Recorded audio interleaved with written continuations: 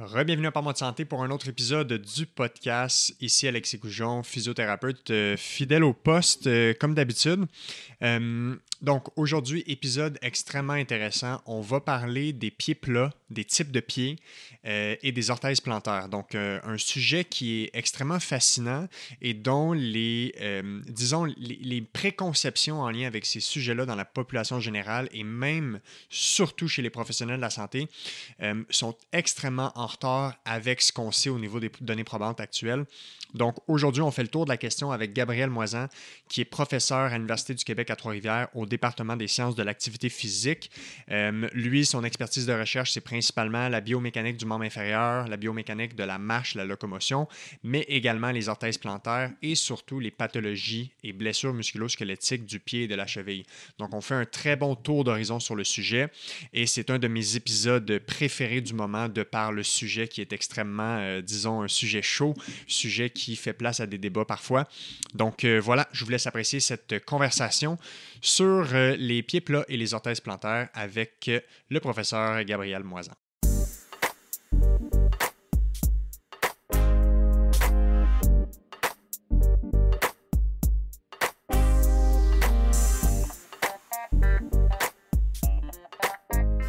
On est parti pour un autre épisode avec Gabriel Moisan ce matin. Comment ça va? Ça va très bien, toi? Ça va super bien. Merci d'avoir fait la route depuis Trois-Rivières ce matin avec une petite neige pour venir jaser d'un sujet qui te passionne clairement, qui est au centre de tes intérêts de recherche et qui baigne aussi dans mon monde de physiothérapeute. Donc, on va parler de pieds plats.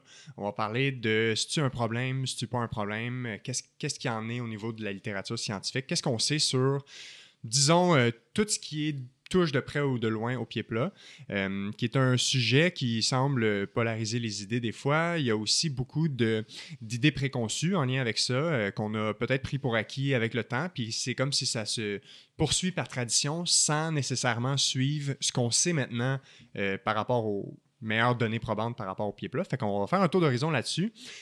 Simplement pour mettre en contexte pourquoi je t'invite aujourd'hui. Toi, tu es professeur à l'Université du Québec à Trois-Rivières, au département des sciences de l'activité physique. Tu as ta formation comme podiatre.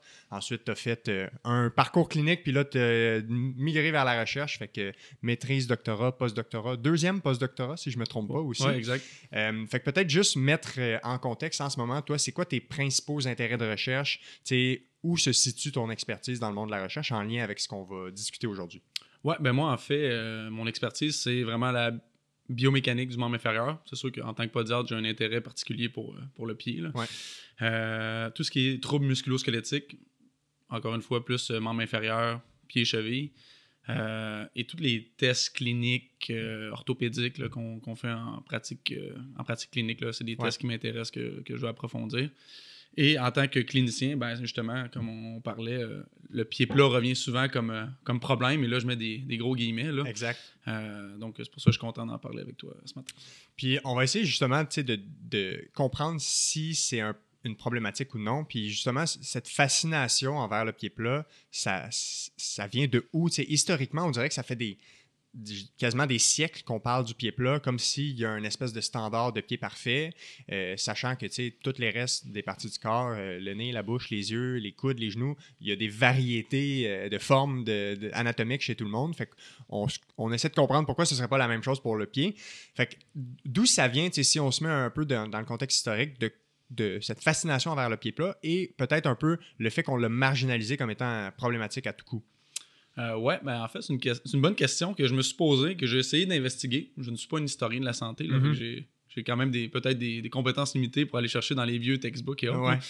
Ouais. Mais ça va loin, là, comme tu disais, là, plusieurs siècles. J'ai souvenir des 1800, là, dans ce temps-là, c'était des chirurgiens orthopédiques la plupart du temps là, qui disaient que d'avoir des pieds plats, c'est un signe de faiblesse au niveau des pieds. C'est que tu as des pieds faibles, donc tu dois les renforcer. Tu dois. Même que je me rappelle d'un clinicien là, qui mettait des orthèses plantaires en métal pour induire une douleur, pour que les gens contractent leurs pieds et renforcissent leurs pieds pour avoir des pieds, entre guillemets, normaux. Là, ouais. Ce qui était complètement une aberration. Là. Donc, ça fait plusieurs centaines d'années. Puis ça traîne, même si ça fait des années, plusieurs décennies qu'on sait que c'est pas vraiment un problème. Là, puis on va pouvoir l'approfondir plus loin dans le podcast. Mais si on parle, par exemple, plus récemment, ça fait quand même pratiquement 100 ans, là, mais au Québec, au Canada, je pense même aux États-Unis, dans le temps de la guerre, les hommes en pleine santé qui avaient des pieds plats n'étaient pas envoyés au front parce que c'était considéré comme un signe de faiblesse. Ouais, ils étaient refusés. Ils étaient refusés dans l'armée ou ils leur donnaient des tâches administratives ou autres, là. Mais aujourd'hui, on sait qu'il y a des athlètes de haut niveau, là, des gens qui remportent des médailles olympiques qui ont des pieds complètement plats, là. Moi, j'appelle ça des pieds galettes, là, que le pied est complètement en contact avec le sol, puis ils vont courir des marathons en 2h10. Oui, exact. Puis il y a un clin d'œil culturel. Je ne sais pas si tu as déjà vu le film Across the Universe qui suit la trame sonore de la musique des Beatles, mais c'est justement dans le temps de la guerre puis le recrutement de l'armée américaine. Puis il y a un des personnages qui se fait appeler, la circonscription, puis il fait tout pour éviter d'être recruté dans l'armée. Fait que il avale des boules de watts pour au rayon X, on voit comme s'il y a une tumeur. Puis là, il fait une liste de toutes les maladies qu'il y a. Puis au final, le général, il dit « As long as you don't have flat feet, it's okay ». Fait qu'il y avait même dans ce film-là ce référent culturel comme si c'est vraiment l'élément qui était marginalisé. Fait qu'on voit que ça traîne depuis longtemps. Mais sur cette lignée-là, je sais Fais pas... juste attention avec tes mains. Ah oui, excuse-moi. Pas de problème. Récemment, là, ça fait quelques semaines, voire 2-3 mois, sur un forum professionnel international de podiatrie, là, des questions et des articles sont partagés là-dessus. Je ne sais pas à quel point c'est véridique, je n'ai pas vérifié l'information, là, mais il y avait un Ukrainien qui avait posé la question « Comment rendre ses pieds plus plats pour éviter d'aller à la guerre contre la Russie? » Je ne sais pas à quel point c'est vrai, là, je dis ça comme ça tout bonnement, là, mais il y a encore des pays que c'est vu comme un vrai problème. Là. Donc, mais bon, il y a des gens qui vivent avec des pieds plats depuis des siècles, même plus que ça, des milléniums, des millénaires. Mais justement, mondialement, là, est-ce que tu as une idée de ça ressemble à quoi la proportion de gens à l'échelle mondiale qui ont ce qu'on considérerait comme un pied plat? Parce que de mémoire des lectures que j'avais faites, c'est peut-être même un des pieds les plus communs à travers le monde? Ben, c'est une bonne question, puis ça dépend vraiment de où tu viens dans le monde. Ouais. Il y a des populations qui ont plus de pieds plats que d'autres. Je pense notamment à des populations noires, africaines, exact. qu'eux ont tendance à avoir les pieds un peu plus plats que les Caucasiens ou les Asiatiques. Mm-hmm. Quand on regarde la littérature, là, on se situe à peu près à 1 personne sur 4 en moyenne, là, dépendamment des régions du monde ou dépendamment de l'âge. Parce que les pieds ont tendance à aplatir un peu avec l'âge. Donc, 1 personne sur 4. Ce qui est quand même très fréquent. C'est quand même beaucoup. Puis, mais le problème avec ça, c'est que c'est dur à définir un pied plat. Ben c'est ça, exact. Comment on le fait pour le définir? Parce que un pied extrêmement plat, un pied galette, là, ben ça, tout le monde est capable.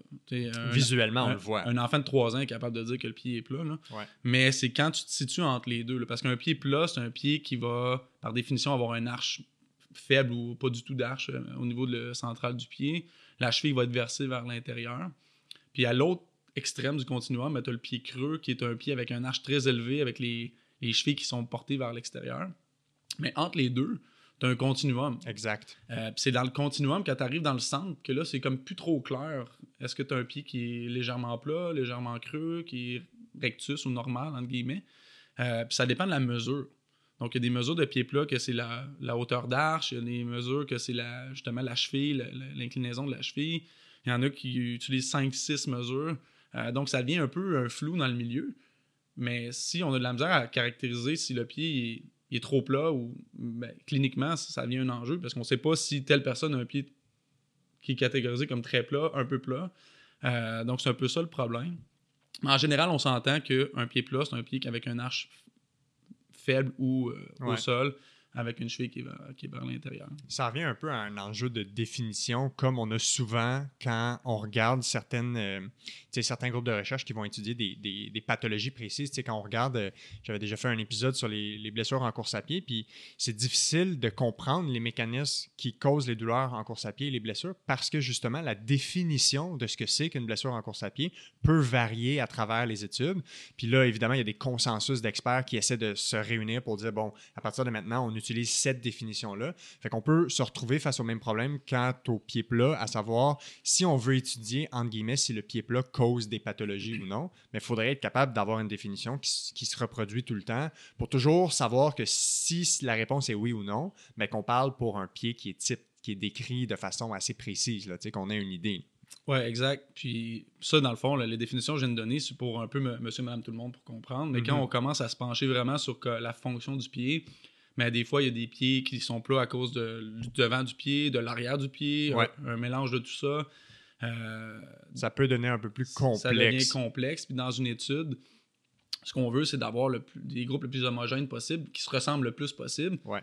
Mais des fois, ce que ça fait, c'est qu'une étude qui prendrait 1 an à faire, ben, en prendrait 7, 8, 9, 10 et avec les coûts associés. Donc, ça ne devient pas possible d'aller autant en profondeur dans l'étude avec le financement qui est restreint. Ouais. Fait que des fois, on se contente justement d'avoir le billet expérimental associé, mais en fonction de ce qu'on est capable de faire sur le terrain aussi. Là.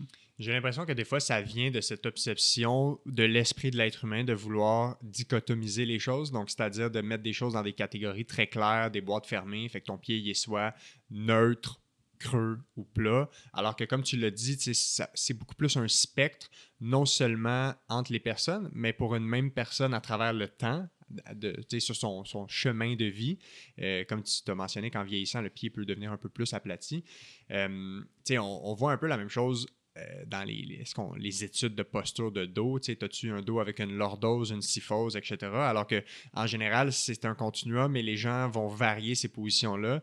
Quelqu'un qui a un pied plat structurel, disons, qui naturellement est comme ça, ça peut être différent à la marche, au saut, à la course, ce qu'on pourrait appeler peut-être un pied plat dynamique, là, c'est-à-dire le pied pourrait aller vers un affaissement de l'arche plantaire dans certains mouvements. Fait que des fois, j'ai l'impression que c'est comme cette obsession mentale, intellectuelle de vouloir ranger des choses dans des catégories et ça semble pas nécessairement, ça aide pas nécessairement les soins des gens ou ça aide pas nécessairement l'avancement des connaissances. Là.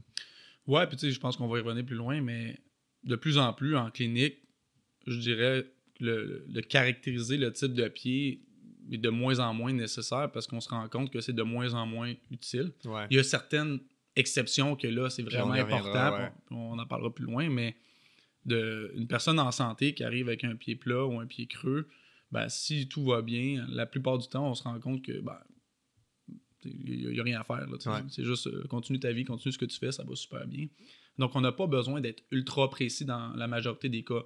Il y a quelques exceptions que là, on n'a pas le choix de le caractériser parce que là, ça peut être un signe qu'il y a des enjeux autres qui sont beaucoup plus grands, là, mais c'est très rare quand même.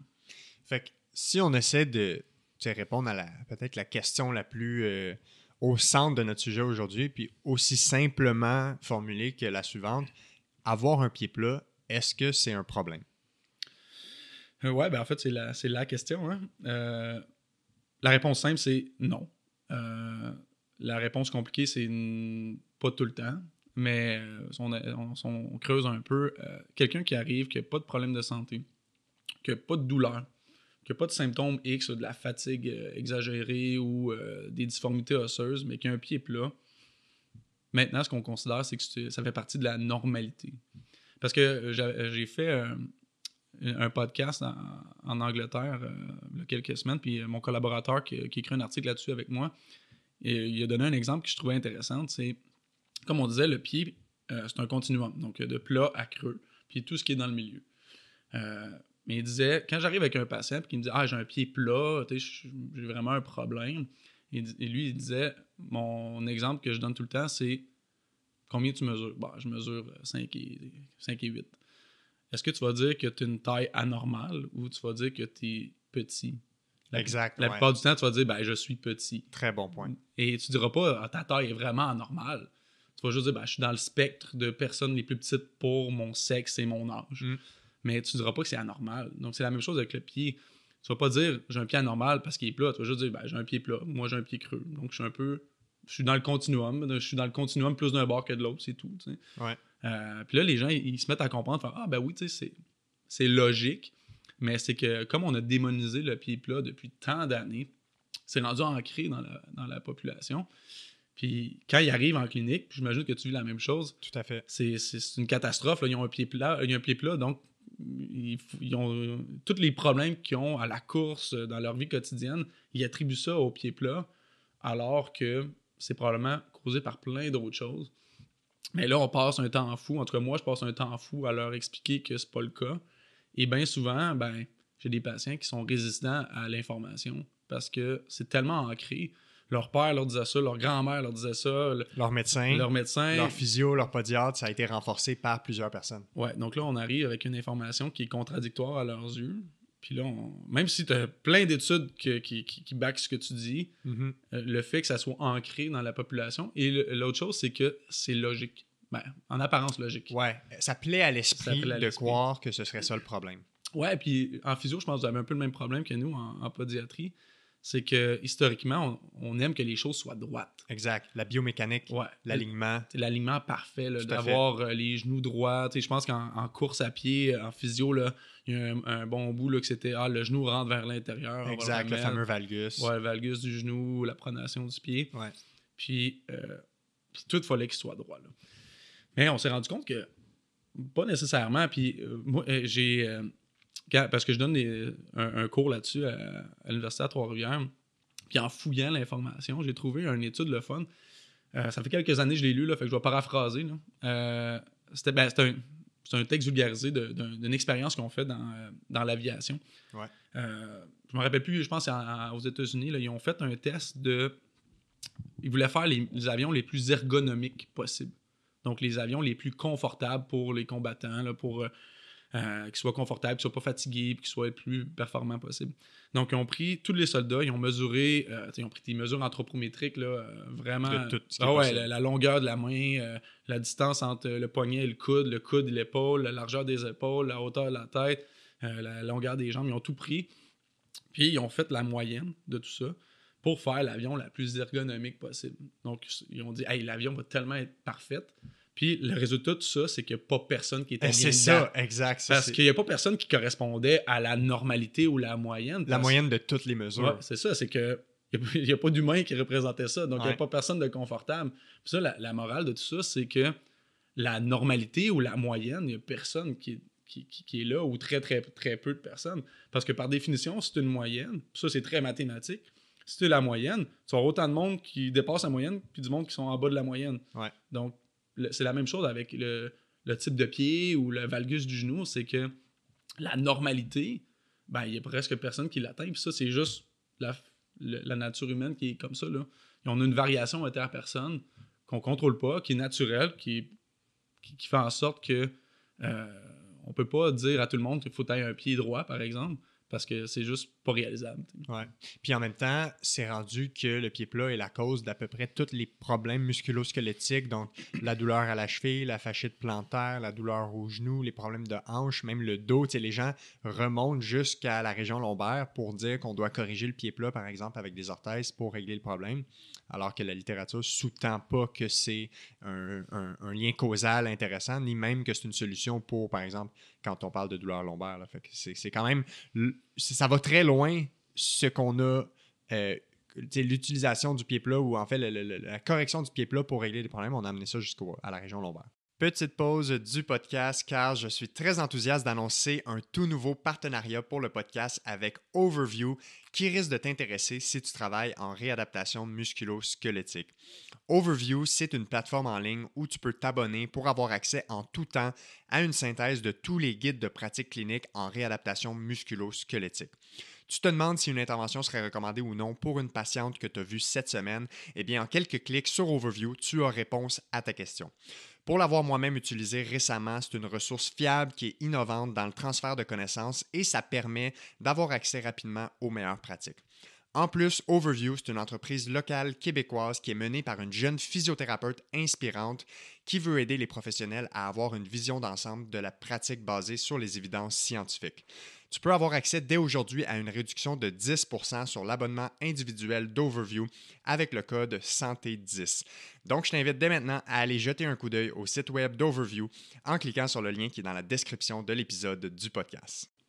Ouais, puis, mais je veux pas dire que d'avoir un pied plat, c'est jamais un enjeu. Ouais, on va faire les nuances. Parce qu'il y a des méta-analyses, des études qui vont reprendre toutes les études sur les sujets puis ils vont refaire des statistiques pour avoir une puissance plus élevée. Il y en a quelques-unes. Il y en a dans la vie de tous les jours, là, par exemple, monsieur, madame, tout le monde. Il y en a chez les coureurs aussi que je connais. Puis il y a quelques pathologies que c'est un faible risque. Exact, c'est ça. Donc, puis là, je je mets l'emphase sur faible risque. Donc, d'avoir un pied plat augmenterait très légèrement le risque d'avoir quelques pathologies. Il y en a pas beaucoup, là, c'est le syndrome de stress médial tibial, là, le périostite, syndrome fibromo-patellaire, puis d'avoir comment ils ont appelé ça, des douleurs non spécifiques. Là. Ouais, au membre inférieur. Overuse, donc surutilisation. Ouais, ça, c'est la méta-analyse de Root, si je me trompe pas. Non, c'était... il y en a deux, c'est Neil et l'autre, je m'en rappelle plus de leur nom. C'est 2014, mais il y en a une nouvelle en 2019 qui disait que il n'y avait pas de lien entre avoir un pied plat et des douleurs, des problèmes musculo-squelettiques à la course. Ouais, exact. Mais... moi, ce que je dis tout le temps, c'est que, OK, parfait, tu as un léger risque supplémentaire en ayant des pieds plats. Mettons qu'on dit 5 ou 10%. Ça, c'est des chiffres très arbitraires. Ouais. Mais si on prend, par exemple, l'entorse de cheville, que j'aime bien parce que j'ai fait un doctorat sur l'entorse de cheville, là, donc j'aime tout le temps le plugger ce sujet-là parce que c'est un sujet que j'aime bien. D'avoir une entorse de cheville augmente ton risque d'en avoir une deuxième de 300 à 800%. Mm-hmm. Donc, 3 à 8 fois plus à risque d'en avoir une deuxième. Si on prend notre chiffre arbitraire de tantôt, 5 à 10%, on est 105 à 110%. C'est négligeable. C'est négligeable comparé aux 3 à 800%. Là. Donc, si on est en clinique devant un patient qui a un pied plat, qui a une blessure, par exemple, à la course, ben, de regarder son type de pied par rapport à son historique de blessure, son historique d'entraînement, ça devient complètement négligeable. Donc, même s'il y a un faible risque, ça ne devrait même pas être le point central de en tant que professionnel de la santé, de ton plan de traitement. Ça peut être inclus dedans comme ajout mineur, mais si c'est le point central, ça ne fonctionne pas. Là.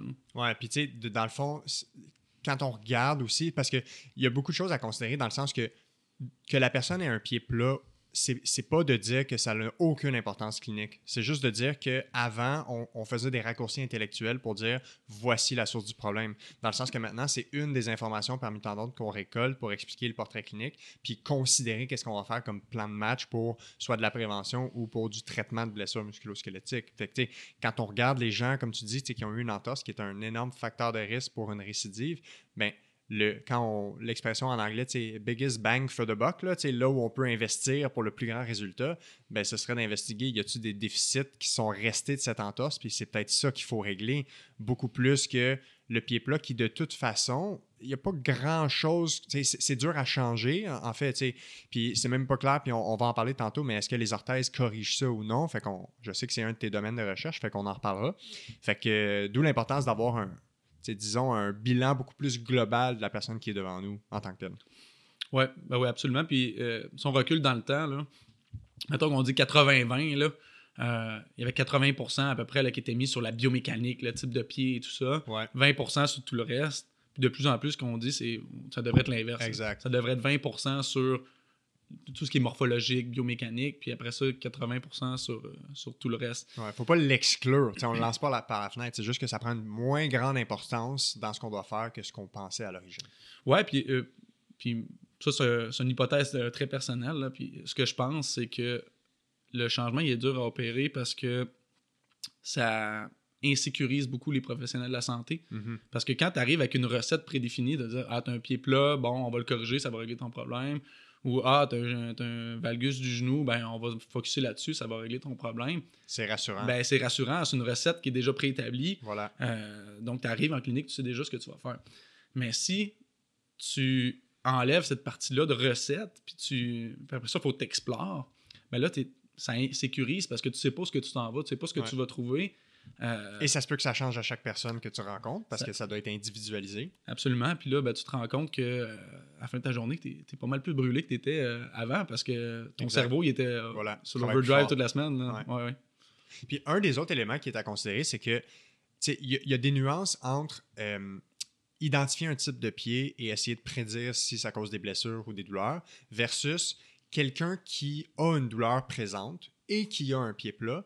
Est-ce que pour cette personne-là, de modifier temporairement ou de travailler temporairement certains groupes musculaires, de faire ce qu'on appelle de la modification de symptômes? Fait que, par exemple, quelqu'un qui ferait un squat puis que ses pieds rentreraient vers l'intérieur, donc il y aurait un affaissement de l'arche.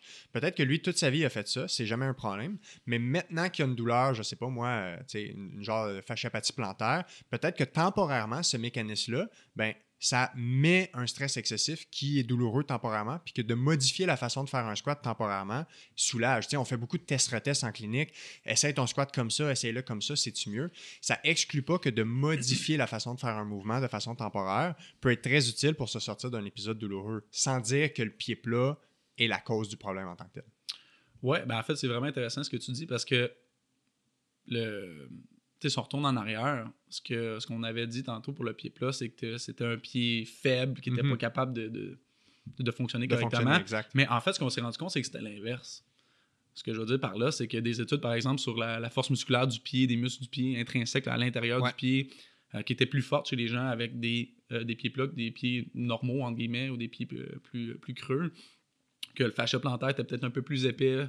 Puis ça, ben, c'est l'adaptation. C'est que ton corps, il n'y a pas le choix, il faut qu'il s'adapte à ce qu'il y a. Donc, si ça travaille un peu plus fort, les structures à l'intérieur du pied, ben, ils vont finir par se renforcer. Oui, tout à fait. Mais après ça, quand tu arrives dans le traitement, puis c'est un peu le...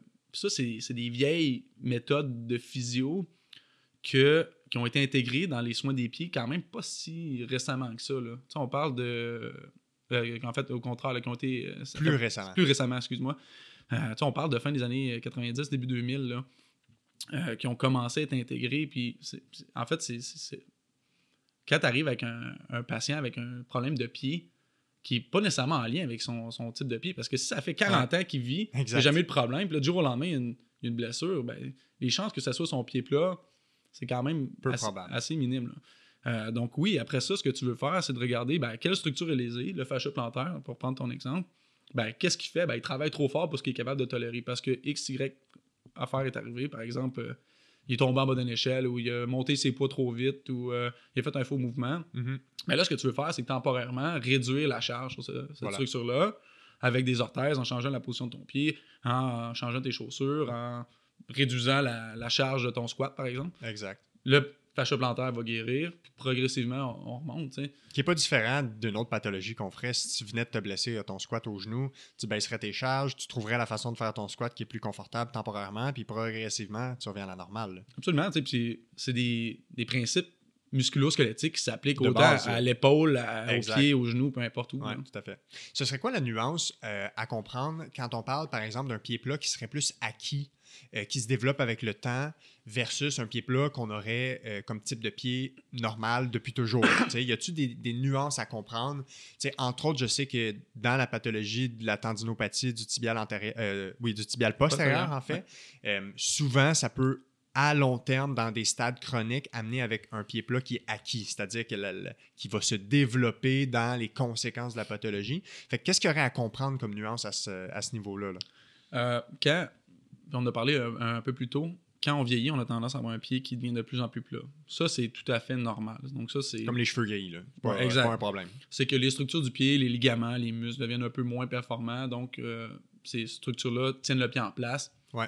Quand ils deviennent moins forts, le pied, il s'affaisse un peu. Ça, il n'y a pas de problème. Mais on voit quand même ça souvent en clinique, des patients qui arrivent à 70, 75 ans, puis ils disent « mes souliers ne me font plus ». Pourquoi? C'est parce que tes pieds ont allongé en vieillissant. Donc, des fois, c'est un peu dommage parce que des patientes, c'est surtout des femmes là, qui arrivent et ont dit « j'ai 100 paires de souliers qui ne me font plus. Je peux pas raccourcir votre pied, désolé. Ouais. » Ça, c'est normal. Mais souvent, c'est qu'il va élargir en général à cause de l'arche. Oui, il va élargir, il va allonger. Donc là, tes souliers qui étaient vraiment serrés, là, perfect fit, entre guillemets, là, ça marche plus. Là. Non. Mais tout ce qui est rapide comme transition, par exemple, 25 ans, tu es un coureur, puis du jour au lendemain, tu te rends compte que ton pied aplati. En général, c'est pas du jour au lendemain, là, ça prend quelques semaines quand même. Là. Mais là, tu fais « Oh, OK, non, là, il y a un problème. » C'est pas normal qu'à l'âge adulte, là, 18-65, disons, là, que mon pied change de forme. Mm-hmm. Donc ça, c'est un signe de pathologie. En général, c'est soit, on parle de tendinopathie du tibial postérieur, mais c'est un muscle qui soutient l'arche. Ouais.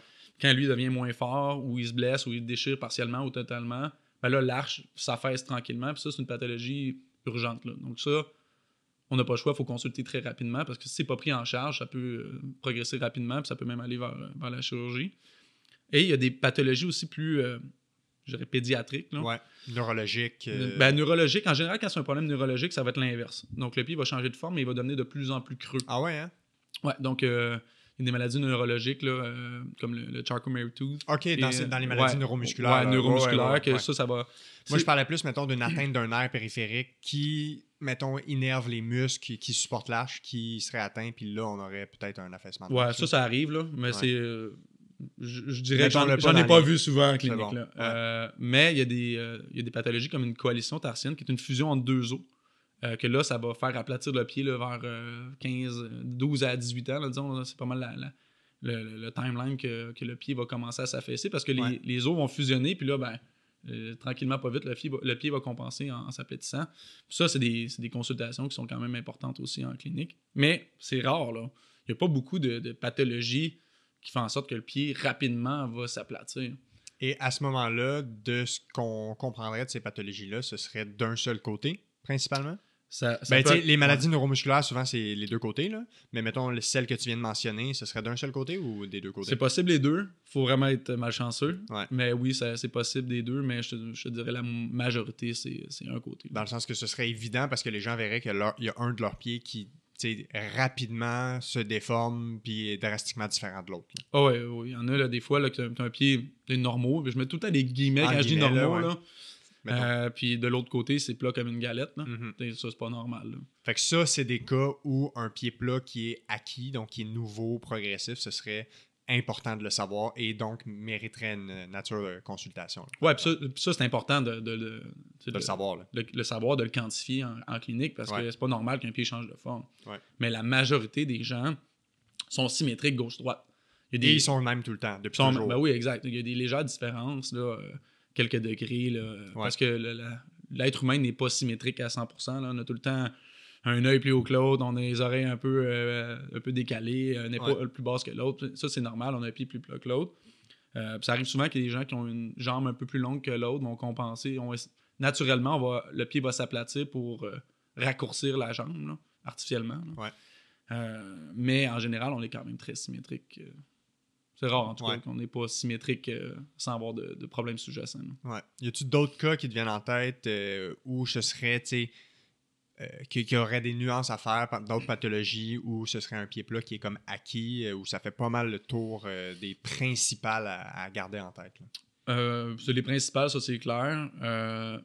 Ça arrive des fois des ruptures de fascia plantaire. Ouais. Donc le fascia plantaire qui est une structure en dessous du pied qui soutient l'arche. Qui est une espèce de ressort d'absorption aussi, là, en même temps pour les forces du pied. Exact. Donc, si on n'a pas le fascia plantaire, lui, le pied va s'aplatir beaucoup plus facilement. Mm-hmm. À l'insertion au niveau du talon, ça arrive souvent que suite à un traitement ou suite à un accident, là, le plus classique, c'est que tu tombes d'une hauteur. Ouais. Donc, tu tombes d'une échelle, soit tu te fractures le talon, soit tu te déchires le... Ouais, un atterrissage sur le pied significatif. Fait que ça serait les principales, disons. Ouais.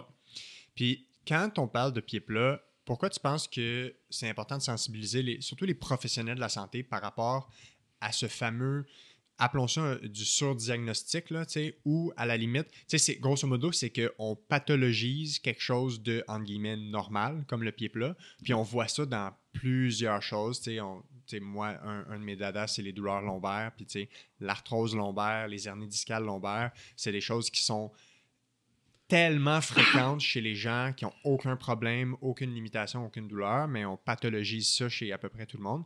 Fait que pourquoi tu penses que c'est important que, de un, il y ait de l'éducation pour les professionnels de la santé, puis qu'on parle de ça, qu'il faut arrêter de pathologiser, dans certains cas, beaucoup, un pied qui serait considéré comme étant simplement dans les limites des variations normales d'un pied? Si on part du début, un sous-diagnostic, c'est un diagnostic qui est vrai. C'est un vrai diagnostic. Donc, de dire à quelqu'un qui a un pied plat, je veux dire, c'est pas faux. Ouais. Mais que ça n'amènera rien de positif à ton patient, puis il peut même, à la limite, lui faire du tort. Exact. Donc, donner des effets négatifs. L'exemple, si tu me permets une parenthèse, là, l'exemple que moi j'ai souvent, que tu as probablement aussi en clinique, c'est quelqu'un qui arrive avec une douleur au talon. Il arrive de l'hôpital avec ses radios.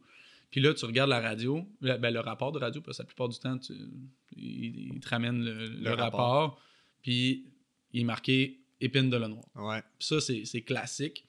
Puis le problème avec ça, c'est que l'épine de la noire, avant, on pensait que c'était un problème parce qu'on pensait que c'était lié à la douleur au talon. On avait fait 1+1. Donc, il y a des chercheurs, probablement M. Lenoir, Dr. Lenoir, je sais pas, je le connais pas, là, je connais pas son histoire, qui a dit, ben, les gens qui ont des douleurs au talon, je leur prends des radios, ils ont des épines, donc des épines de la noire. Donc, il a fait 1 + 1 = 2. Mais on s'est rendu compte qu'il y avait autant de personnes qui avaient des épines de la noire qui n'ont jamais eu de douleur de leur vie que des gens qui ont l'épine de la noire qui ont des douleurs. Donc, on s'est rendu compte qu'il n'y avait pas de lien entre les deux. Ouais. Mais quand tu dis à un patient qui a une épine de la noire, c'est un surdiagnostic parce que c'est pas en lien avec son problème. Et dans la tête de beaucoup de patients, c'est pas guérissable parce qu'ils ont une épine qui crée leur douleur. Donc, dans leur tête, la seule solution, c'est d'enlever l'épine, qui est la chirurgie, puis ça leur tente pas. Donc, ça mène à du surtraitement. Ça amène à du surtraitement ou ça amène à des gens qui n'écoutent pas ce que tu leur dis. Ouais. Puis en physio, vous prescrivez plus d'exercices qu'en pédiatrie. On en prescrit quand même un peu en pédiatrie, mais tu leur fais un plan de traitement en leur disant ben, l'épine, on s'en fout un peu, c'est pas ça qui cause votre douleur. Le problème, c'est qu'il y a trop de charge sur votre fascia plantaire. Vous faites pas les bons choix en termes de chaussures, en termes d'activité. Puis là, bon, on fait un plan de traitement avec eux. Mais dans leur tête, c'est voué à l'échec parce que le problème, c'est l'épine de la noire. Et ça ne peut se régler que si on l'enlève. Donc, ils feront pas leur exercice, ils t'écouteront pas. Puis là, je veux pas généraliser, c'est pas tout le monde. Là. Ouais, mais c'est des cas fréquents. Là. Tu me parles de ça, moi, c'est chaque semaine. Là, Ben ouais, c'est clair, chaque ben oui. mois. Là, Ben ouais, puis c'est le même probablement en physio, en chiro, en pédiatrie. C'est ça. C'est tous des cas qui sont partagés un peu par tout le monde. Là. Mais ces gens-là, ça nuit à leur qualité de soins d'avoir ce surdiagnostic-là. Ils ne profitent pas du meilleur plan de match parce qu'ils sont pris dans une idée que c'est quelque chose d'autre qui va les aider. Absolument. Puis si on amène à... Ça peut amener aussi des coûts financiers. Ouais. Parce que cette personne-là, ben peut-être qu'elle va me voir à la clinique, je dis que son épine de la noire, on s'en fout, ça ne change rien dans sa vie. Elle va me traiter d'incompétent, elle va dire je vais aller le voir toi en clinique, puis là tu vas lui dire la même chose. Un autre incompétent, on va aller voir le médecin. C'est ça, donc ça l'amène du temps, de l'énergie, des coûts, parce que la plupart des professionnels de la santé musculo-squelettique sont au privé. Mm-hmm. Donc, ça amène quand même beaucoup d'effets négatifs. Ça, si on vient au pied plat, moi, ce que je vois souvent, c'est des gens qui ont une sentence. Qui se sont fait dire à l'enfance qu'ils ont des pieds plats. Condamnés à avoir des problèmes toute leur vie. Donc, ça influence leur choix d'activité. J'ai des gens qui arrivent à 40 ans, 50 ans, qui me disent j'aimais ça courir, mais j'ai arrêté parce que j'étais à risque de me blesser. Je suis comme, non, tu aurais pu courir les 30 dernières années sans aucun problème. Ouais. Peut-être que tu arrives des blessures, mais moi, je leur dis tout le temps, il y a 2 types de coureurs. Il y a des coureurs qui sont blessés, il y a des coureurs qui vont se blesser. Ouais, c'est ça. C'est vrai pour tous les sportifs. Ouais. Je veux dire, il n'y a pas de sportif qui fait du sport relativement de haute intensité qui ne se blessera pas. C'est normal, ça fait partie du sport. Mais les risques-bénéfices, ça demeure beaucoup plus de bénéfices à faire l'activité physique que les risques. Il faut faire les choses pour le régler quand c'est là. Exact. Donc, ces personnes-là qui arrivent, qui ont cette sentence-là, je leur dis, non, il n'y a pas de restriction à avoir. Après ça, tu contrôles l'intensité en fonction de ce que tu es capable, pas en fonction de ton type de pied. Ouais. Mais cette personne-là, le surdiagnostic, il a créé vraiment des effets négatifs. Puis à l'inverse, si tu leur dis qu'ils ont un pied plat, mais qu'on ne peut pas le corriger, dans leur tête, il n'y a rien à faire. Il n'y a pas de traitement qui va marcher comme pour l'épine de la noire. Ouais. Donc, c'est un peu ça le problème en surdiagnostiquant. Puis j'écoutais ton podcast avec René Whitmer qui disait, je pense, que c'est 30% des soins qui sont inutiles. Mais ça fait partie de ça. J'ai des patients qui arrivent justement quarantaine, cinquantaine, soixantaine, qui ont des orthèses plantaires pour corriger leur pied plat depuis qu'ils sont adolescents, qui ont des orthèses sur mesure en plus, qui coûtent vraiment beaucoup plus cher. Ouais. Donc, aux 3 à 5 ans, depuis qu'ils ont 15 ans, mais ça fait 10, des fois 15 paires d'orthèses. Bon, c'est sûr que le prix a varié dans le temps, là, mais disons entre 300 en 1970 à comme 600 aujourd'hui. Mm-hmm. Mais tu fais comme, hey, c'est de l'argent, c'est du temps, c'est de l'investissement. Faut que tu portes tes orthèses aussi. Faut que c'est du temps dans ta vie qu'il faut que tu penses à tes orthèses, faut que tu choisisses tes souliers en conséquence pour finalement pas grand-chose. Parce que ce qu'on se rend compte, c'est au niveau de la prévention, les orthèses, ça prévient pas grand-chose. Mm. Ça peut prévenir certaines douleurs de surutilisation, par exemple chez les militaires ou les gens qui ont des niveaux d'activité physique hyper grands. 30 000 pas par jour. Ouais, exact. Des affaires comme ça. Mais monsieur, madame, tout le monde, le classique, là, moi, mon go-to pour une job de bureau, c'est l'exemple que je donne tout le temps, c'est le comptable. Là, je sais pas pourquoi, parce que mon frère est comptable sûrement. Là. Mais je dis, tu sais, monsieur comptable ou madame la comptable qui part de chez lui ou chez elle, il s'en va au bureau, s'assoit, retourne après à la maison, qu'il y ait des orthèses dans les pieds ou non, ça change rien. Il a fait 1000 pas dans sa journée. À peine. T'sais, donc, qu'il y ait des orthèses ou non, ça change rien. Ça prévient rien. Ouais. Donc, c'est pas un bon traitement.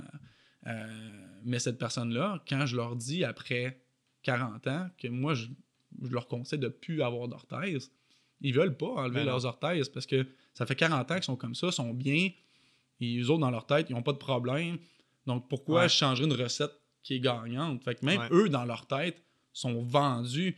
Puis c'est dur d'enlever un traitement que pour le patient, ça fonctionne. T'sais. Puis il y a même, je me rappelle pas du nom exactement de ce phénomène-là, mais c'est le phénomène par lequel plus tu as investi de temps, d'énergie et d'argent dans quelque chose, même si à un moment donné tu réalises que c'est pas la bonne chose, tu vas t'acharner à continuer là-dedans parce que ce serait trop confrontant de dire que j'ai perdu tout ce temps, cet argent et cette investi là-dedans. Là. Fait que je sais que ça a un nom, là, cet effet-là. Là. Fait que, mais bref, c'est comme ça devient de l'acharnement. Mais pour faire du pouce sur ce que tu as dit tantôt sur les pieds plats chez les enfants, c'est vraiment drôle parce que un peu avant les fêtes, je faisais du ménage dans mon dossier médical. On ramasse plein de papiers, puis carnet de vaccination. Puis j'avais des papiers de quand j'étais jeune là-dedans. Puis j'ai trouvé un papier où j'avais consulté un physiatre pour enfants. On est à la fin des années 90, fait que j'avais probablement genre 6-7 ans, même pas 4-5 ans. Puis c'est une prescription pour orthèse plantaire pour cause de pieds plats. Mais j'ai jamais eu de problème de pied dans ma vie. J'ai aucun souvenir de ça. Fait que ça veut dire que quelque part, mes parents se sont inquiétés parce que mes pieds étaient peut-être trop vers l'intérieur, puis peut-être que je marchais différemment de mes amis, je sais pas. Puis ils ont vu un médecin, puis même sans problématique, on a considéré que c'était le choix. Fait que j'ai aucun souvenir d'avoir porté des orthèses, ceci dit. Fait que peut-être qu'ils ont eu la prescription, mais qu'ils n'ont jamais donné suite. Ben, si tu l'avais encore dans les mains, probablement qu'ils l'ont pas. Ouais, c'est ça, exact. Fait que, bref, je trouvais ça très drôle en préparant l'épisode de tomber là-dessus. Fait que, c'est ça, il y a des choses qui se poursuivent par tradition. Puis, tu sais, on parlait d'effets potentiels négatifs, par exemple, en lien avec l'épine de l'eau noire. Surdiagnostic, ça peut amener du surtraitement. Mais quand on pèse les risques-bénéfices d'un diagnostic, dans les risques, c'est pas juste des traitements inutiles, des coûts inutiles, c'est aussi le potentiel impact psychologique sur quelqu'un. Puis ça, je pense que c'est une des choses les plus sous-estimées dans le monde des douleurs et des blessures musculo-squelettiques, c'est-à-dire à quel point d'avoir une étiquette d'une pathologie X ou Y peut vraiment avoir un impact psychologique élevé chez quelqu'un. Puis même cette étiquette-là, les gens vont se l'approprier, puis ça va devenir comme partie intégrante de leur identité.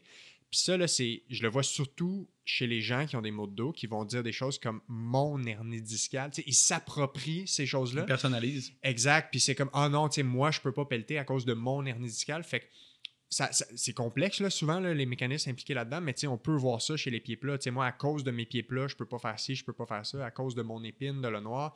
Fait qu'il y a un coût psychologique.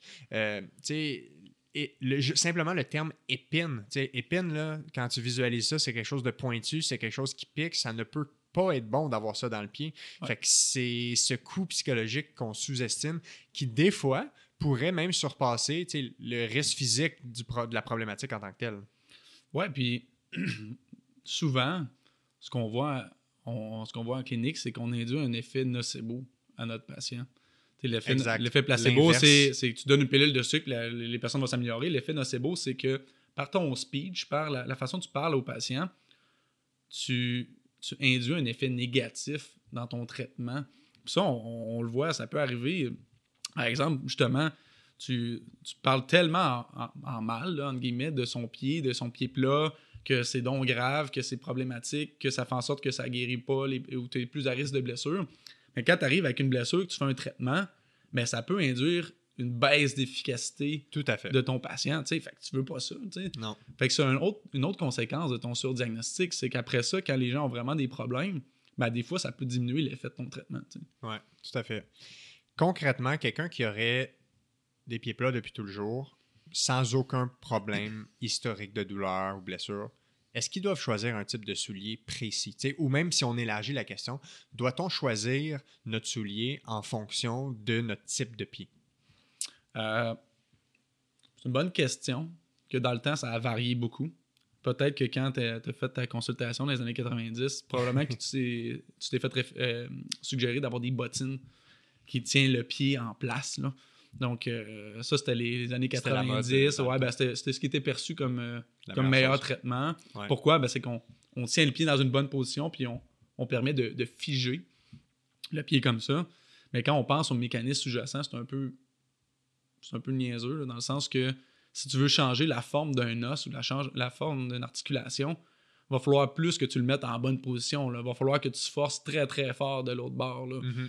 Si on pense à, par exemple, des pieds beaux, là, qui est un pied avec une déformation très, très grande, c'est des plâtres de série, 1 par semaine, que tu tires vraiment au maximum avec le plâtre, puis tu le mets dans cette position-là pendant une semaine. La semaine d'après, tu y vas encore plus fort. Ouais. Donc ça induit un changement osseux. La même chose dans les maladies neuromusculaires avec les gens qui ont ces fameux pieds, les pieds de... les pieds équins, des grosses déformations de pieds, ils vont faire des séries de plâtres ou même ils vont aller jusqu'à la chirurgie pour rétablir l'alignement du pied. Oui, exact, mais il faut travailler très très fort. Avec des souliers ou des orthèses, on n'est jamais capable de créer une tension ou une compression ou une force. La contrainte mécanique n'est pas suffisante. Exact, donc pour ça, de choisir le soulier en fonction de corriger un problème morphologique, scientifiquement, c'est une aberration.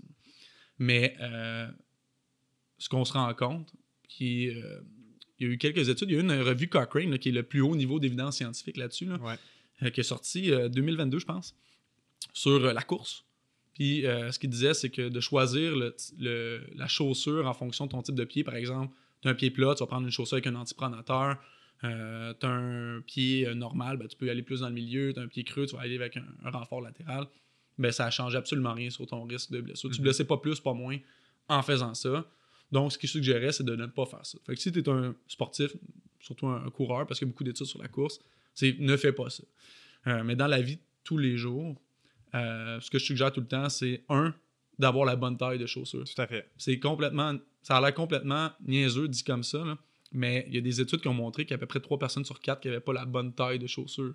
C'est énorme. Comment, toi, tu identifierais les critères pour te savoir qu'on a la bonne taille de chaussure? Ce serait quoi les critères que tu utilises? Le confort, c'est le premier. Donc, si tes orteils, tu sens coincés à l'avant ou tu sens que tu as une pression, tu sens que ton talon sort, c'est un signe. Confort pendant l'activité et entre l'activité quand tu fais juste les porter. Ouais, puis si après, tu as été 3 jours à avoir mal aux pieds après avoir porté tes souliers, c'est peut-être un problème. Là. Puis pour les gens qui sont pas... Qui ont de la difficulté, je conseille de sortir la semelle, dans le fond, mettre ton pied dessus. Si ton pied à la moitié qui est en dehors, je veux dire, ta chaussure est trop petite. Là. Exact. Donc ça, c'est la première des choses. Les chaussures, il y en a beaucoup qui sont très pointues à l'avant du pied. Il n'y a rien de naturel d'avoir les orteils en pointe. Là. Historiquement, c'était utilisé pour être plus beau.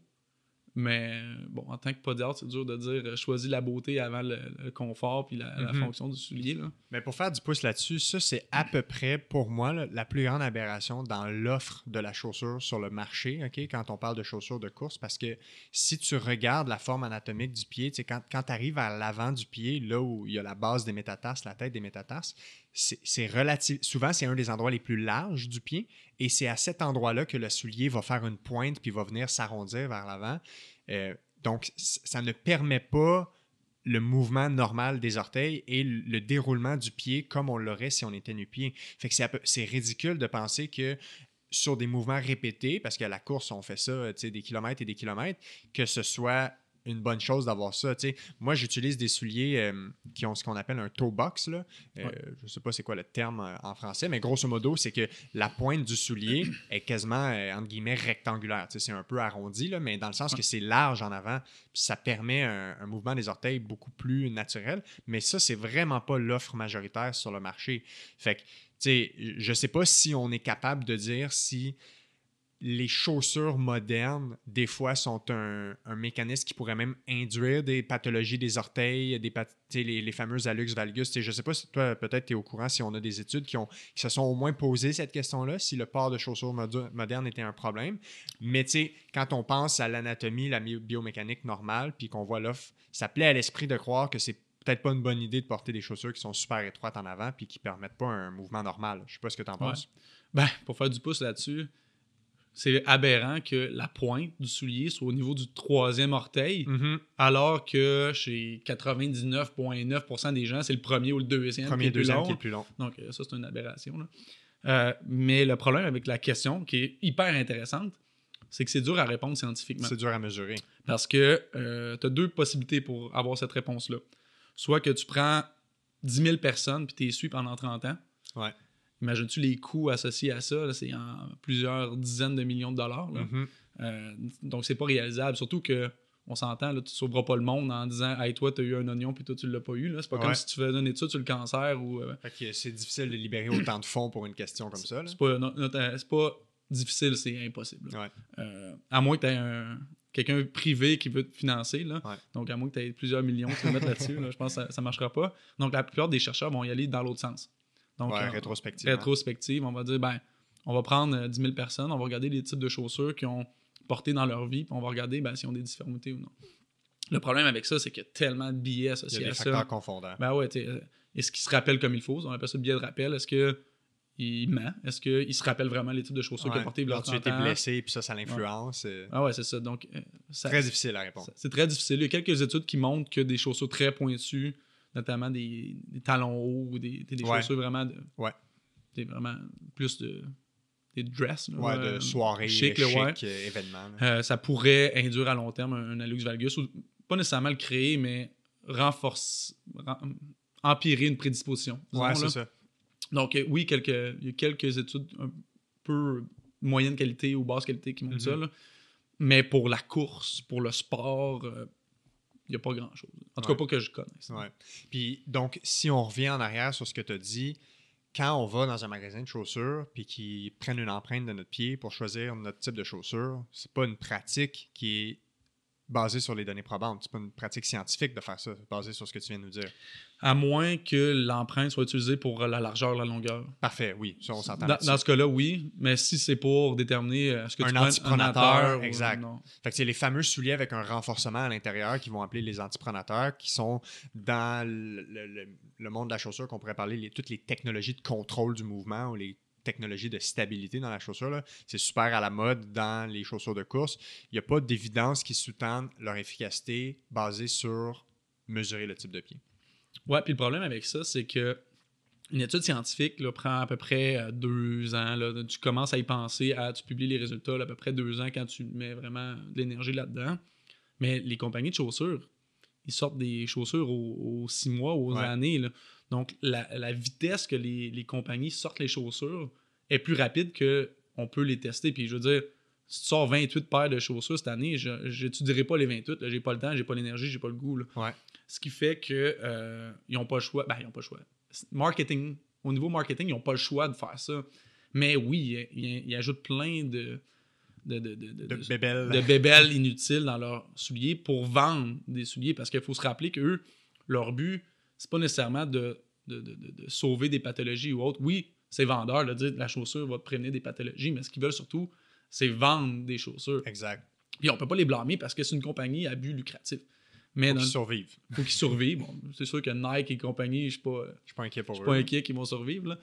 Mais c'est un peu ça le problème, c'est que c'est pas la même vitesse un et l'autre. Ils font des tests internes pour voir, mais c'est des tests internes quand même relativement de base. Là. Ouais. Puis, tu sais, aussi, l'autre élément, c'est que, tu sais, c'est pas un scoop pour personne que ces compagnies-là sont bien meilleures en marketing que vous autres, la gang de chercheurs, tu sais. Ils ont plus de moyens, sont plus là, sont plus visibles. Puis le marketing est au cœur même de leur stratégie pour réussir à vendre des chaussures. Fait que le marketing est tellement fort que ça induit dans la population des idées préconçues à savoir comment on devrait choisir des chaussures. Ouais, puis tu sais, moi j'avais un collègue podéatre qui était, pendant ses études, travaillait au Sport Expert dans les souliers, tu sais. Mm-hmm. Puis il était formé pour vendre des souliers, mais il était formé par New Balance ou par ASICS. C'est ça. Fait il formait les gens à vendre leurs souliers, ce qui est un peu un conflit d'intérêts, ou même un peu beaucoup. Un peu beaucoup, on pourrait dire.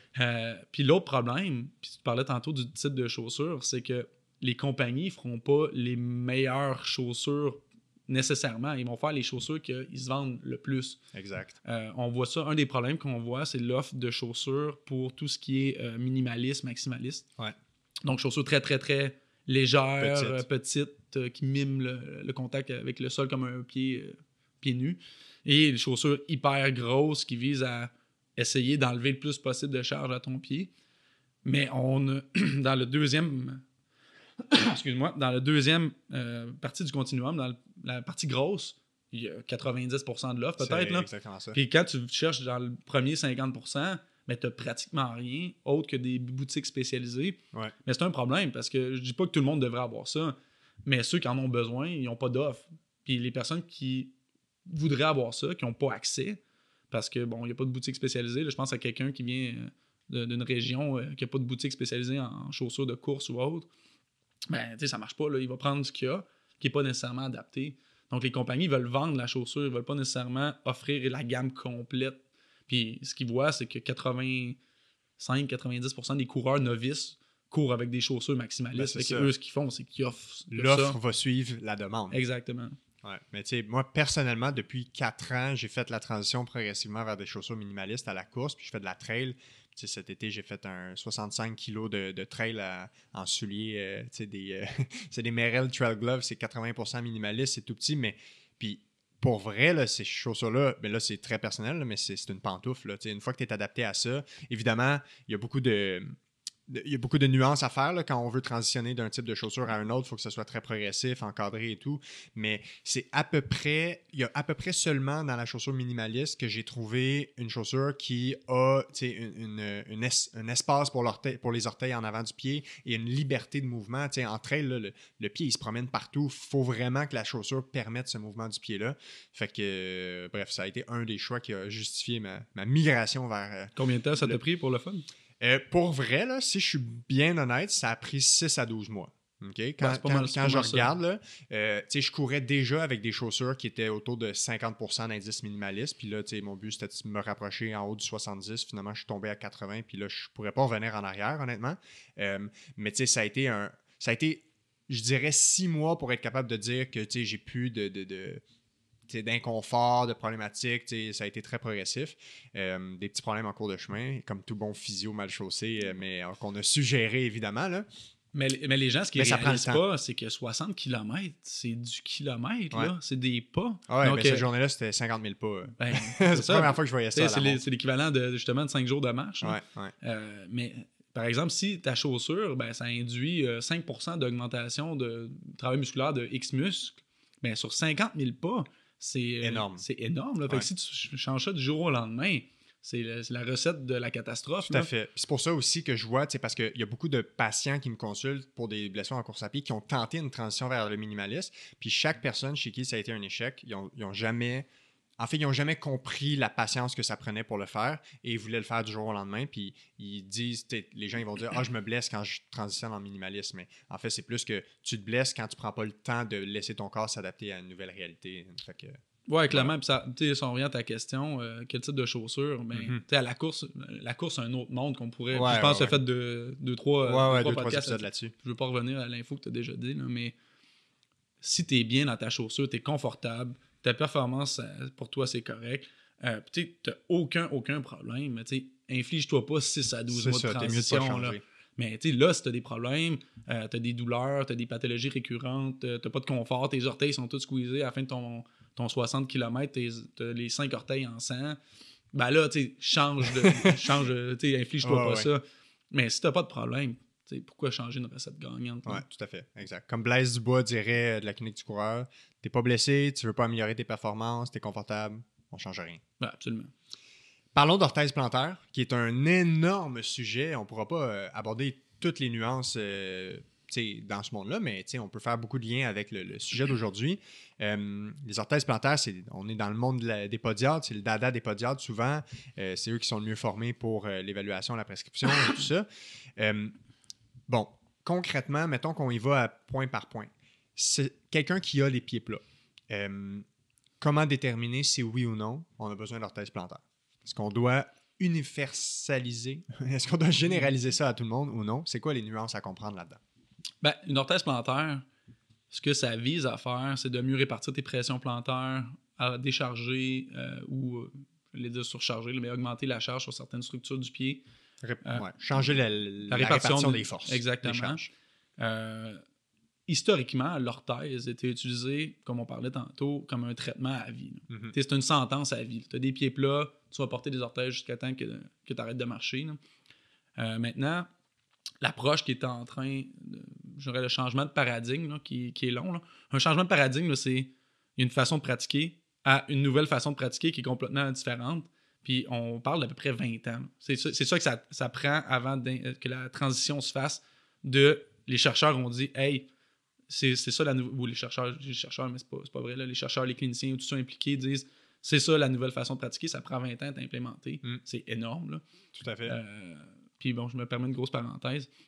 À l'UQTR, je travaille beaucoup avec les profs d'éducation physique. Puis il parlait de la réforme, tu sais. Toi, t'es un enfant de la réforme, là.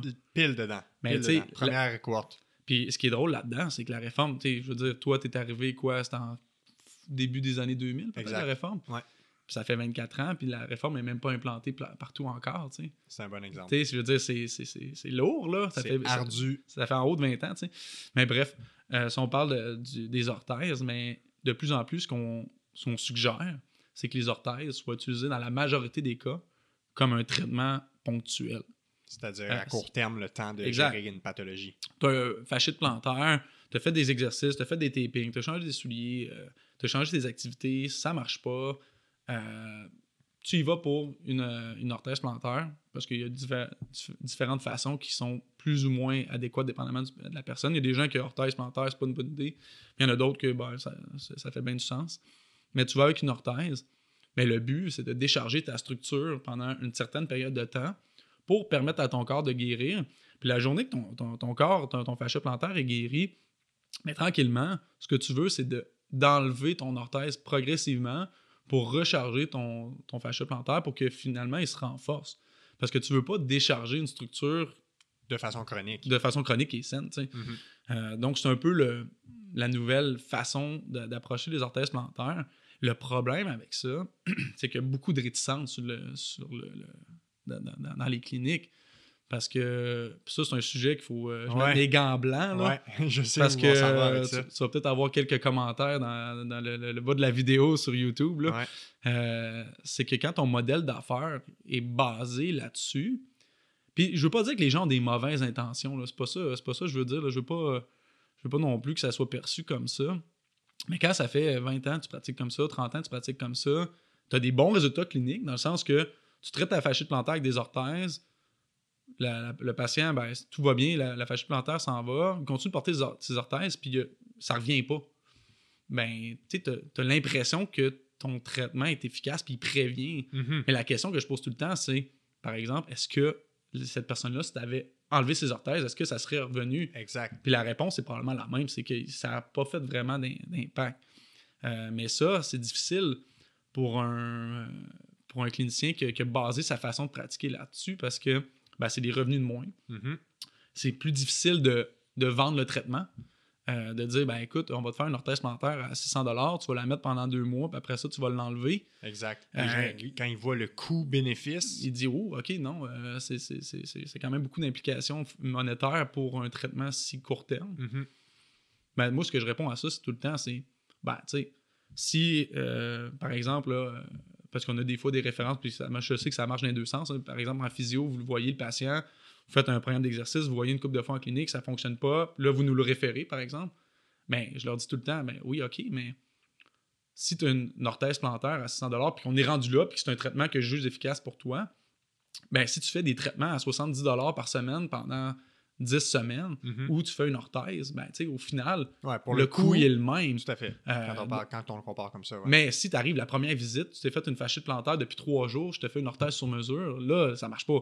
Mais sachant que les nouvelles douleurs aiguës ont tendance, pour la majorité des gens, à partir sans faire trop grand-chose. Exactement. Donc, c'est un peu ça. C'est l'enjeu clinique. C'est qu'il y a une réticence au changement associé à ça, que ça soit volontaire ou non, de changer une façon de pratiquer que tu juges qui fonctionne bien. Donc là, on voit la réticence au changement de paradigme et c'est ce qui fait en sorte des fois que ça mélange les patients. Oui, tout à fait. Puis tu sais, je peux faire un parallèle avec ma profession pour aussi m'attirer quelques roches peut-être par ma gang. On se prendrait un bouclier comme ça. Oui, c'est ça. Mais tu sais, il y a certains modèles d'affaires dans les cliniques de physiothérapie que le même patient va être ramassé par 2, 3, 4 thérapeutes. Fait que, tu sais, il va aller faire la physio, puis là, on le book aussi en massothérapie, puis pourquoi pas en ostéopathie, puis pourquoi pas, je sais pas moi, en acupuncture. Puis que pour la pathologie X identifiée, c'est pas indiqué de faire tout ça, puis que quelques conseils, quelques exercices, 2-3 séances, ça ferait la job, mais que c'est comme une pratique où on a essayé de faire en sorte que les gens sont ramassés par 2, 3, 4 thérapeutes. Mais quand on identifie maintenant que c'est pas les meilleures pratiques puis que les données probantes ne suggèrent pas ça, mais si c'était l'ancien paradigme, c'est très difficile de faire cette transition-là, comme l'exemple que tu viens de donner, ben, il y a un impact financier, fait que là, il y a une espèce de, je veux pas dire conflit d'intérêts, mais il y a un questionnement éthique et financier à avoir en lien avec ça. Ou, tu sais, je sais pas si tu es familier un peu avec tout l'enjeu de la clientèle CNESST au Québec dans les cliniques de physiothérapie, mais il y a certains modèles que c'est assez ordinaire où le patient, il va être 5-6 patients en même temps, surveillés par un physiothérapeute ou une physiothérapeute ou un technologue en physiothérapie. Puis là, ça va passer à la machine d'électrothérapie, à la chaleur, à la glace, fait les exercices. Pas un grand coût pour la clinique, beaucoup de revenus. Fait que ça, c'est des modèles d'affaires qui, des fois, peuvent être ordinaires. J'en ai déjà parlé d'ailleurs dans un épisode avec 2 physiothérapeutes. Fait que le fait que certains soins soient au privé, ben, ça amène des questionnements, des enjeux financiers, des enjeux éthiques et tout ça. Fait que tout ça est à considérer. Fait que je peux comprendre la difficulté que certains cliniciens peuvent avoir ou certains entrepreneurs à faire la transition d'un paradigme à l'autre. Fait que c'est pas pour leur lancer des roches, ça devient des questions complexes. Oui, absolument. Puis, je les blâme pas. Je veux dire, il n'y a pas personne dans la vie qui travaille pour perdre de l'argent. Je comprends ça. Là. Mais il y a aussi, puis j'imagine que c'est pareil en physio avec l'exemple que tu as donné, là, c'est que les professionnels de la santé en général, ils ont un malaise à ne rien faire. Oui, absolument. C'est de dire, hey, monsieur, madame, il n'y a rien à faire pour l'instant. Vous gardez la même façon que vous traitez votre pathologie, puis ça va guérir dans 2 semaines, 3 semaines, 4 semaines. C'est vu comme je dirais pas d'être amateur, mais c'est quasiment de l'incompétence. De l'incompétence, tu sais. Mais au contraire, tu viens de sauver des traitements inutiles. Tu viens de faire le meilleur traitement pour ce patient-là. Ouais. Mais pour certains patients, c'est vu comme l'incompétence. Et on dirait que tu veux, en tant que professionnel de la santé au privé, tu veux justifier l'honoraire que tu donnes à ton patient. Alors que la consultation elle-même justifie l'honoraire, d'avoir l'opinion puis de savoir quoi faire. Oui, exact. Donc ça, c'est un des enjeux qui mène au surtraitement ou au surdiagnostic, c'est de ne pas vouloir rien faire pour justifier ton honoraire. Puis en pédiatrie, c'est peut-être un peu moins pire parce que les gens qui s'intéressent vraiment aux pieds, il n'y en a quand même pas tant que ça. Oui, il y a des physios, des chiro qui vont traiter aussi des pieds. Ouais. Mais en physio, j'imagine que vous avez plus ça parce que... Moi, j'en vois beaucoup des pieds. Beaucoup. Bon, mais tant mieux en fait. Là. Mais ce que je veux dire, c'est vous jouez un peu dans la même table. Physio, chiro, ostéo.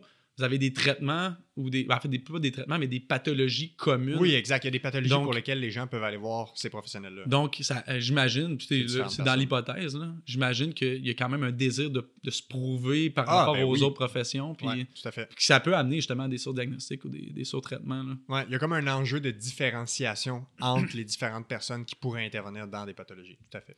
Oui, ce qui peut devenir un problème assez rapidement. 100%. Puis, tu sais, on parlait justement de coûts.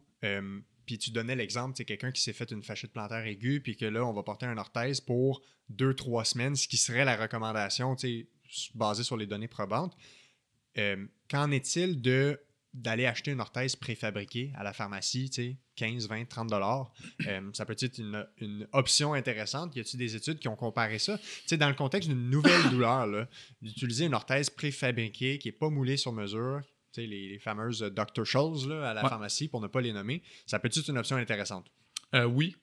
Je dirais que malheureusement, au Québec, aux États-Unis, par exemple, c'est très, très fort. Ouais. La raison est simple, c'est qu'aux États-Unis, les orthèses sur mesure sont pas remboursées. OK. Donc, le marché s'est porté vers le préfabriqué parce que je pense aux États-Unis, puis je ne veux pas dire n'importe quoi, là, mais je pense que les personnes diabétiques peuvent avoir des sur-mesures remboursées ou quelques pathologies avancées, là, mais... Ouais. Quelqu'un avec une fasciite plantaire, la plupart du temps, ça ne sera pas remboursé. Au Québec, c'est complètement l'inverse.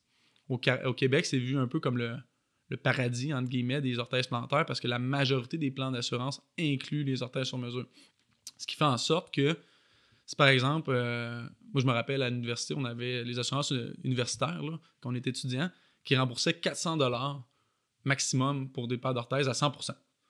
Mais les orthèses de la clinique universitaire, c'était 375. Donc, c'était un peu niaiseux de dire hey, je vais y aller pour une préfabriquée à 50 $. quand la sur-mesure, elle me coûte 0. Ouais. Mais il y a beaucoup de plans d'assurance que c'est comme ça. Donc, le marché s'est orienté vers l'orthèse sur mesure à cause de ça, en partie. Mais il y a des préfabriqués qui sont de très grande qualité. Là. Pour une pathologie mineure, tu viens avec une fasciite plantaire, une couple de jours, tu veux juste un support pour quelques semaines pour t'aider à poursuivre tes activités.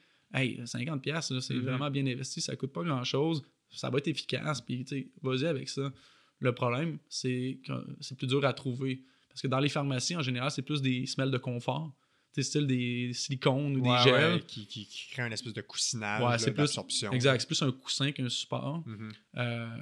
Mais bon, maintenant, avec Internet, là, tu peux aller sur Amazon ou autre, puis tu peux te commander n'importe quoi, c'est dans ta porte le lendemain matin ou dans 2 jours plus tard. Là. Donc oui, ça vaut vraiment la peine d'aller vers ça dans les pathologies plus mineures. Le problème, c'est que c'est dur pour monsieur, madame, tout le monde de décider laquelle. Il y a tellement une offre gigantesque que de dire « Hey, c'est elle que ça me prend. » C'est rassurant quand tu vas dans le bureau, par exemple, de la podiatre, puis qu'elle te dit « Bon, moi, je vais te la faire, ça va être comme ça, moulé à ton pied. » C'est comme rassurant, même si le coût est là. Ouais, mais de plus en plus, après la consultation, en tout cas, je ne veux pas généraliser, mais en tout cas, moi, personnellement, ça arrive souvent que je leur dis « Elle va t'acheter ça, voici le modèle. Tu peux la commander sur Amazon ou tu peux la commander à d'autres places. » Moi, je veux dire, j'ai pas de part dans Amazon, ça me dérange pas. J'ai peut-être des placements à Amazon, là, mais tu sais, je veux dire, j'ai pas de conflit d'intérêt avec Amazon. Là. Mais tu peux la commander n'importe où, ou à la limite, c'est une boutique spécialisée qui en a. Mais ce que je veux, c'est tel type. Puis la plupart du temps, les patients, ça commande, ça va super bien. Là. Parce que présentement, au Québec, les podiatres n'ont pas le droit de vendre du préfab. OK. À moins que ça soit vraiment... La loi est comme floue un peu, là.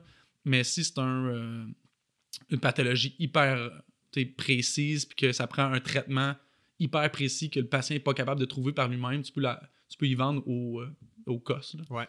Mais sinon, tu n'as pas le droit d'avoir un marché de préfab puis de souliers, la même chose. Puis c'est correct, là, parce que ça évite beaucoup de conflits d'intérêts. Là. Déjà que d'être capable de vendre des orthèses sur mesure, c'est une loi un peu spéciale. Donc, c'est pour éviter qu'il y ait des gens qui se font des empires de compagnies de souliers, de préfab, de cliniques. Là, il y a comme un gros conflit d'intérêts dans tout ça. Fait que c'est pour la protection du public.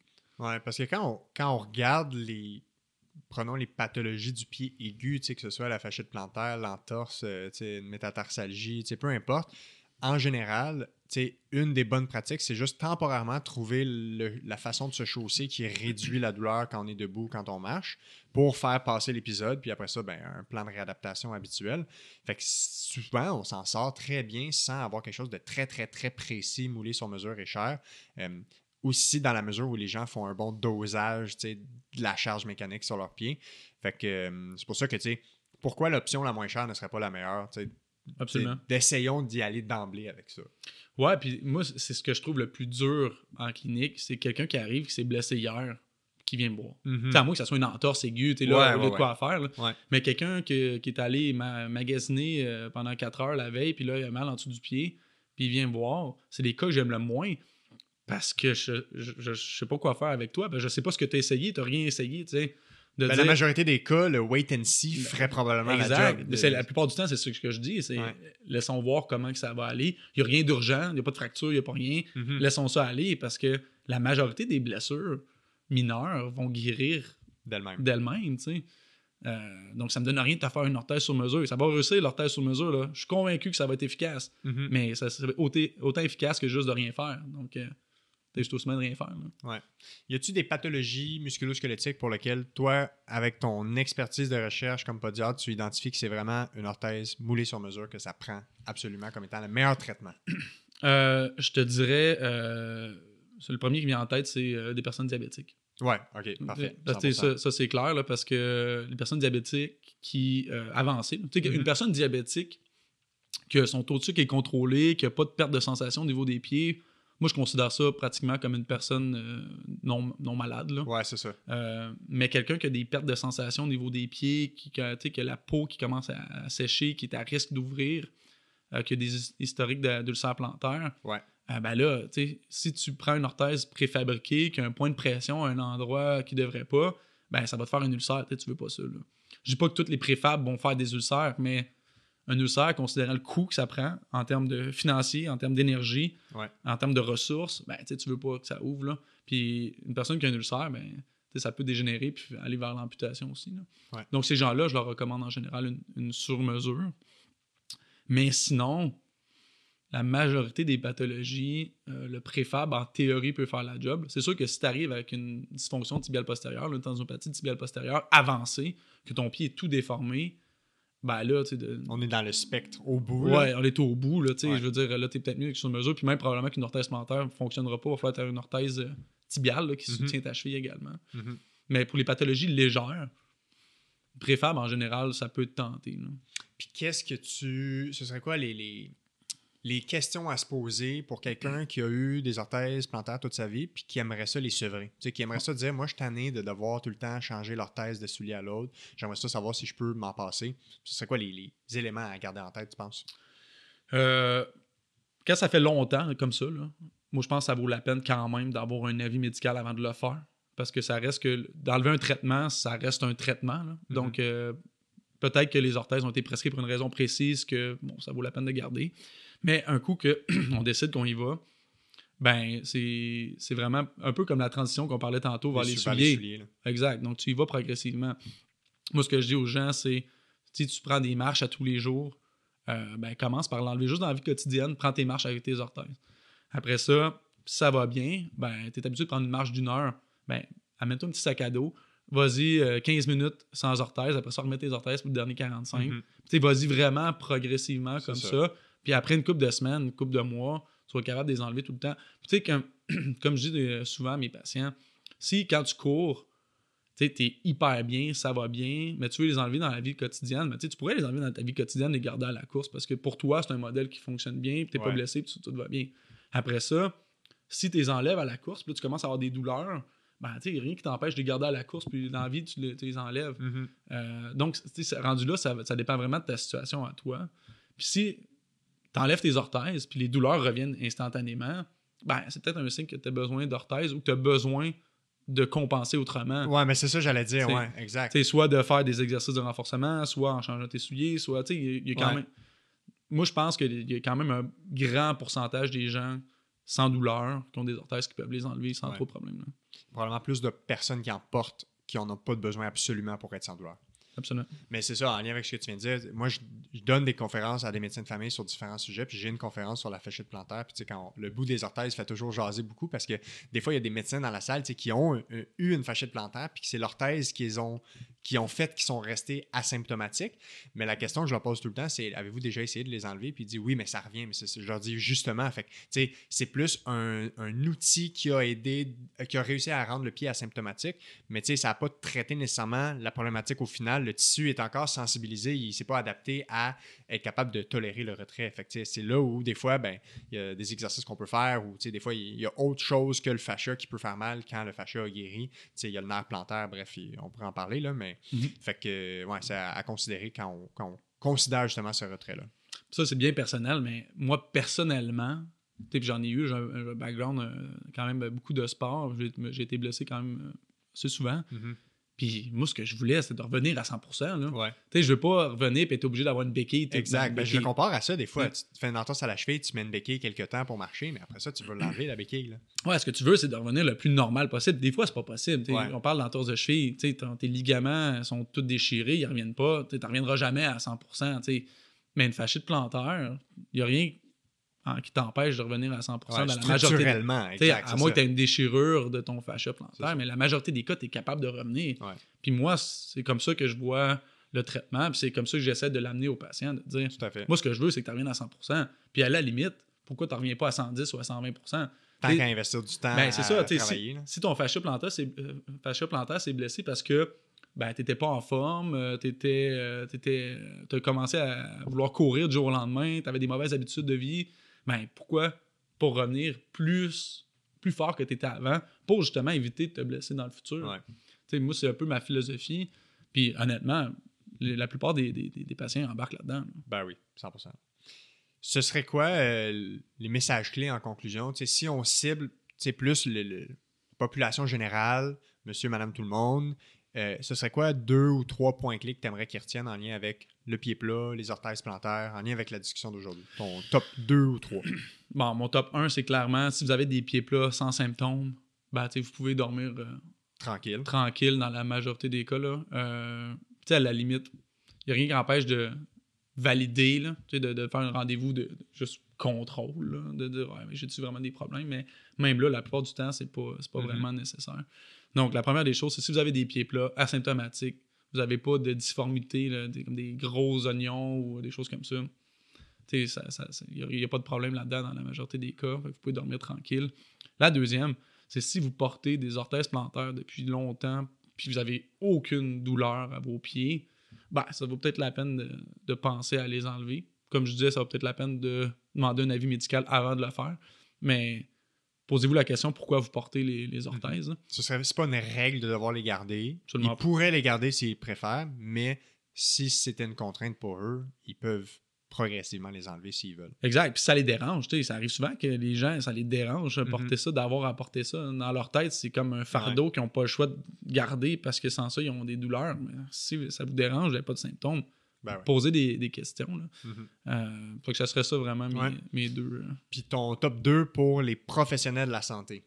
Podiatre, physio, etc., médecin, tout le monde, toute la gang. Ce sera ton top 2 en lien avec aujourd'hui, sachant qu'on a beaucoup parlé de surtraitement, surdiagnostic et tout ça. Fait que clairement, l'information ne se rend pas à tout le monde encore. Là. Ouais, la première des choses, c'est si vous ne jugez pas que le pied plat est en lien avec la pathologie, ça vaut pratiquement même pas la peine de le mentionner aux patients.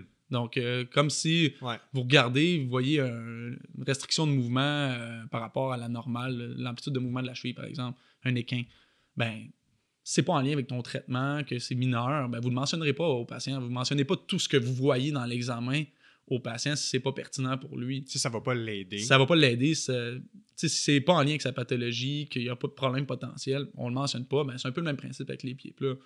Puis ça, c'est la première des choses. Si vous avez un pied plat devant vous qui n'est pas en lien avec sa pathologie, ben, vous n'avez pas besoin de surdiagnostiquer à votre patient. Puis ben, la deuxième, si on prend la même lignée, ben, les orthèses, ben, je pense qu'il faut commencer à se poser des questions sur pourquoi on prescrit autant d'orthèses pour des pieds plats asymptomatiques. Puis je pense que ça vaut la peine de se poser la question, est-ce qu'on devrait les enlever? Puis tu me permets une légère parenthèse. Je sais qu'on arrive à la fin, puis là, j'arrive avec un autre... Vas-y, on a le temps. Mais ce que je vois beaucoup, puis ça, je pense que c'est un problème de prescription d'orthèses. Parce qu'au Québec, il y a 3 professionnels de la santé qui peuvent prescrire des orthèses. Il y a le podiatre, il y a l'infirmière praticienne, puis il y a le médecin. Mais puis les podiatres, en général, prennent en charge 100% de la prescription, que ce soit de la prescription à la livraison de l'orthèse. Mais les médecins et les infirmières, en général, vont prescrire, soit qu'ils vont l'envoyer vers un podiatre, soit qu'ils vont l'envoyer vers un orthésiste. Mais une prescription médicale, en général, ça prend l'outil ou le médicament ou autre, ça prend le dosage, ça prend la forme, ça prend tout ça. Mais ce qu'on voit régulièrement, puis je pense que c'est vraiment une aberration, c'est une prescription pied plat orthèse. Aussi simple que ma prescription qui est sur mon bureau des années 90. Et voilà, je veux dire, c'est une aberration. C'est un traitement médical. Donc, tu as un risque potentiel pour ton patient. Puis ce que tu dis, c'est prescrire des orthèses pour ces pieds plats. Ouais, mais l'orthésiste qui est... Puis je veux pas blâmer les orthésistes, mais les orthésistes sont formés pour fabriquer. Ils sont pas formés pour diagnostiquer des problèmes de santé puis de faire le lien entre le diagnostic puis l'orthèse. Donc, tu leur donnes un peu ton droit de prescription alors qu'ils ne sont pas nécessairement formés pour ça.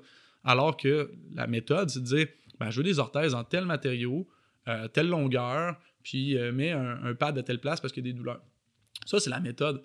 Mais le problème en faisant ça, c'est que tu dilues la qualité potentielle du produit au final.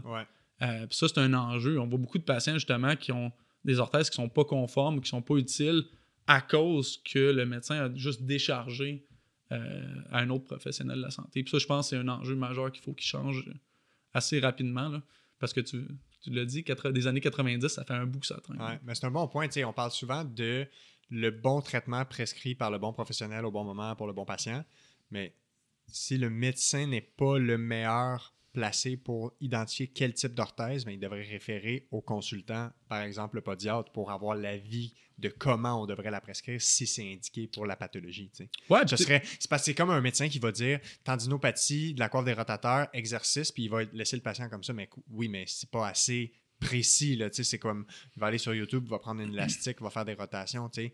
Fait que, voilà. Ouais, ben tu sais, c'est ça. Puis je suis pas en train de dire que toutes les orthèses plantaires du Québec doivent être faites par des podiatres. Mm-hmm. C'est pas ça du tout que je dis. En fait, si c'était le cas, il y aurait un bris de service. Ouais. Mais c'est de. En fait, le message que je veux passer, c'est si tu es un médecin ou une infirmière praticienne, puis que tu sens pas que tu as les compétences pour prescrire l'orthèse parce que tu sais pas c'est quoi le meilleur. La meilleure orthèse plantaire pour ton patient, mais délègue l'acte de prescrire à quelqu'un qui est capable de le faire. Mais si tu es un médecin ou une infirmière, tu es à l'aise de faire, tu connais l'orthèse plantaire, tu sais qu'est-ce que ça fait, t'es gros, vas-y. Là. Ben oui. Mais si tu n'es pas à l'aise, comme n'importe quel acte médical, banalise pas l'acte que tu es en train de poser. C'est un peu le même principe, comme tu l'as dit avec la coiffe des rotateurs, mais si tu prescris un médicament, tu marques mot de tête, pilule, tu envoies ça au pharmacien, ça marche pas, puis n'importe qui voit l'aberrance de tout ça. Là. Ouais. Le pharmacien va regarder ça puis il va pleurer. Là, je veux dire, il va t'appeler, il va dire hey, ça marche pas. Mais orthèse, pli plat, ça passe. Ouais. Ça passe. C'est un très bon point. On va garder ça en tête. C'est une bonne conclusion pour la discussion. Merci énormément de ton temps.